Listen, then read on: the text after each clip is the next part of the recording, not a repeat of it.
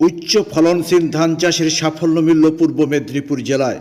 কৃষি গবেষণা প্রতিষ্ঠান নজিভির সিডস জানিয়েছেন, তাদের গবেষণায় তৈরি ইন্দ্রাণী NP 7061 নামে ধান বীজ উৎপাদনের ঘাটতি মেটাতে সাহায্য করবে।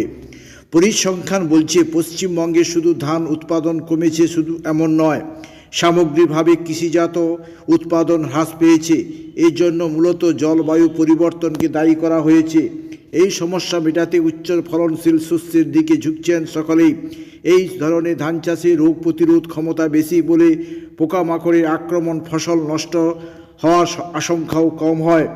নতুন এই বীজ ধান বিভিন্ন ধরনের মাটি ও জলবায়ু অনুযায়ী কৃষকদের তারা বীজ সরবরাহ করবে। এই ধরনের বীজ থেকে উৎপন্ন গাছের রোগ প্রতিরোধ ক্ষমতা বেশি, উচ্চ ফলনের সম্ভাবনা থাকে।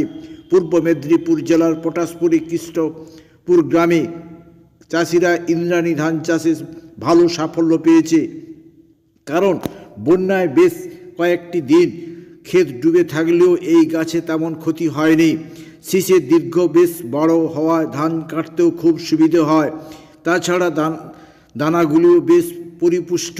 এই ধান চাষে কৃষকদের সাফল্য প্রচার করতে পূর্ব মেদিনীপুর বীরবরপুরের সারসা গ্রামে এবং পটাশপুরে কৃষ্ণপুর গ্রামে সেলিব্রিটি মেগা শো অনুষ্ঠিত হয়। ছিলেন কৌতুক অভিনেতা মাকু এবং বোলপুরের শিল্পী উত্তম দাস বাউল। ইন্দ্রাণী নিয়ে গান শোনান উত্তম দাস বাউল। অনুষ্ঠানে মাকু কৌতুকের মাধ্যমে চাষিদের বোঝান এই ধান চাষে কেমন লাভ হবে।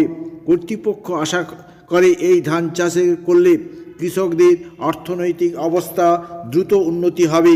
আশ্চর্যের বিষয়, কাটা পর্যন্ত গাছ পড়ে না, সবগুলি সমান মাপের লম্বা শীষ।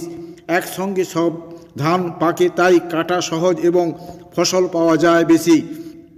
এই সকল ধানের পরীক্ষামূলকভাবে 1947 সালের 15ই আগস্ট ভারত স্বাধীন হওয়ার সাথে সাথেই পশ্চিমবঙ্গের প্রথম মুখ্যমন্ত্রী ডক্টর প্রফুল্লচন্দ্র ঘোষ শিল্প শহর হলদিয়া সুতাহাটা থানার অন্তর্গত বারবাসুদেবপুর গ্রামে পরীক্ষামূলকভাবে এই ধরনের অনেক ধান চাষে পরীক্ষামূলক চাষ শুরু করেছিলেন।